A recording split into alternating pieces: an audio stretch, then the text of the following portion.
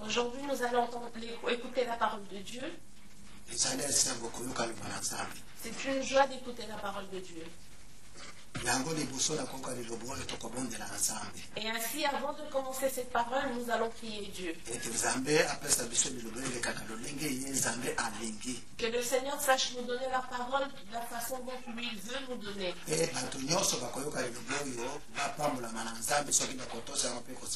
Pour que toute personne qui écoutera cette parole soit bénie de Dieu.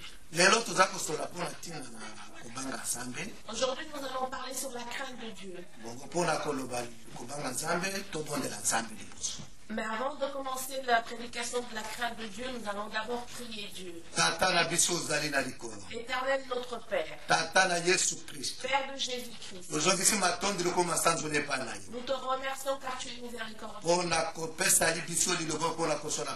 Merci de permettre de partager cette parole avec les bien-aimés. Que cette parole vienne de toi, au Père. Que celle-là sache nous protéger, nous, les prédicateurs, car nous arrivons au temps de la fin. Tu dois savoir nous sauver à travers ta parole. Tout esprit maléfique, tout esprit diabolique, toute parole qui empêchera tes enfants d'écouter cette parole. Au nom de Jésus-Christ. Je le lis et je les jette dans les lieux arides. Merci Seigneur. Que ton Esprit Saint sache nous aider pour cette parole, Seigneur. Au nom de Jésus, celui qui est notre Seigneur. Amen. Amen.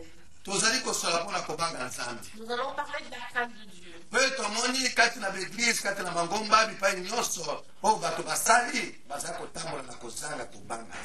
que nous voyons partout dans les églises, là où les hommes ont fait, ces hommes-là se comportent vraiment sans crainte de Dieu.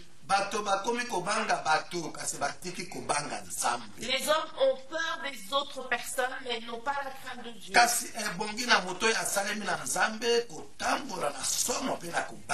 Mais une personne qui a été créée à l'image de Dieu doit avoir cette crainte et cette peur de Dieu.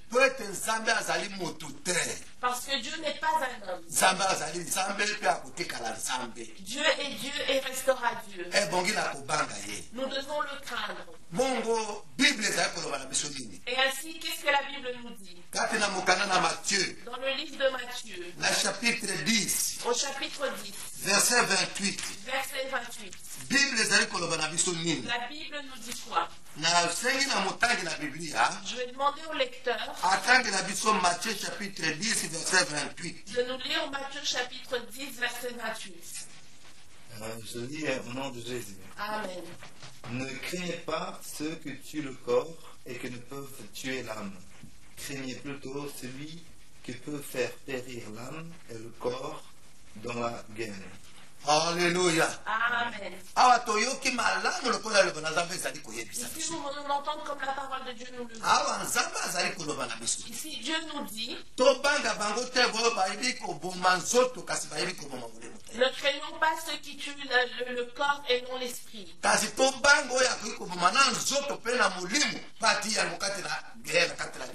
Mais craignons plutôt celui qui peut tuer et le corps et l'esprit et nous mettre en enfer.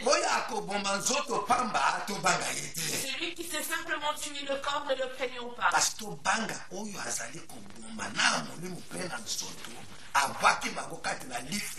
Mais craignons plutôt celui qui peut tuer et le corps et l'esprit et le jeter en enfer. Alléluia. Amen. Ici, les gens sont en train de craindre des gens qui ne peuvent même pas tuer l'âme, l'esprit. Dieu a dit, ne les craignons pas. C'est pour cela, quand il a envoyé Jérémie, Dieu avait dit clairement à Jérémie, dans le livre de Jérémie 1, je pense au verset 8, Jérémie chapitre 1, premier Jérémie, verset 8, au verset 8, qu'est-ce que Dieu a dit à Jérémie? Quand il a envoyé vers ces gens-là, qu'est-ce que Dieu avait dit? Jérémie 8. Ne les crains point, car je suis avec toi pour te délivrer, dit l'Éternel. Alléluia. Amen. Et si Dieu a dit à Jérémie, il a dit ne crains pas ces gens-là. Parce qu'ils ne peuvent pas tuer ton âme. Parce que moi je suis ensemble avec toi. Et je te sauverai. Alléluia. Amen. Ce que nous pouvons craindre, c'est Dieu. Aujourd'hui dans les églises, les gens sont en train de craindre les pasteurs, sont en train de craindre les hommes, mais non plus la crainte de Dieu. Alléluia. Amen.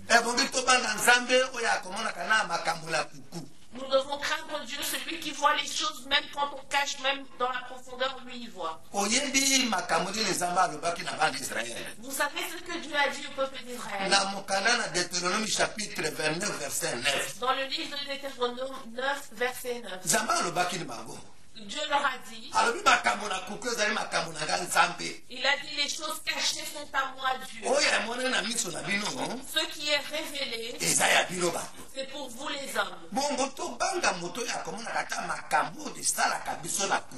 Alors craignons cette personne qui voit même les choses que nous faisons en cachette. Alléluia.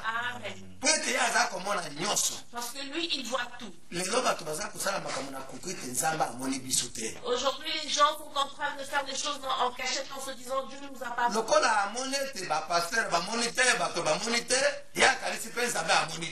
se dit comme les pasteurs ne m'ont pas vu, les hommes ne m'ont pas vu, donc ça veut dire que Dieu non plus ne m'aura pas vu. Alléluia. Amen. Nous allons lire dans le livre de Romains 2, 16. Dieu nous dit quoi dans ce verset-là? Dans le livre de Romains 2, 16. Le lecteur va nous faire la lecture. Je lis au nom de Jésus. Amen. Romains chapitre 2, verset 16. C'est ce qui paraîtra au jour où, selon mon évangile, Dieu jugera par Jésus-Christ les actions secrètes des hommes. Alléluia. Amen. Awana mokolo yango wana Nzambe akosambisa makambo na kuku na bato na nzela na Yesu Kristo. Ele kolobete makambo na kuku toza kosala. Cela veut dire que les choses cachées que nous sommes en train de faire, Dieu nous jugera par tout ce que nous faisons en cachette. Et Dieu qui voit tout ce que nous faisons en cachette, et il a le pouvoir de tuer et le corps et l'âme. Nous ne craignons plus ce Dieu-là, mais nous craignons les hommes, les gens. Alléluia. Amen. Nous devons craindre Dieu. Comme la Bible le dit.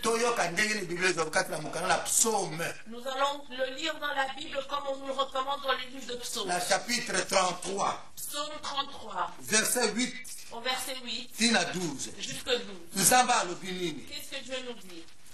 Alléluia. Amen. Le lecteur va nous faire la lecture. Psaume 33, verset 8 à 12. Ok. Que toute la terre craigne l'Éternel, que tous les habitants du monde tremblent devant lui, car il dit et la chose arrive, il ordonne et elle existe. Alléluia. Amen. Qu'est-ce que Dieu nous dit dans ce verset-là?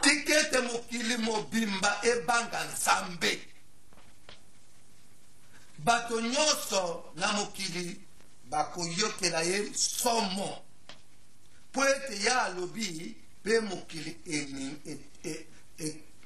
etongamaki apesaki lilako pe ebongisaki balobi mokili mobimba. On a dit toute la terre. ebongi ebanga Nzambe. Toute la terre doit craindre Dieu. Azali moto oyo azali kosala makambo oyo moto akoki kosala te. Car il est en train de faire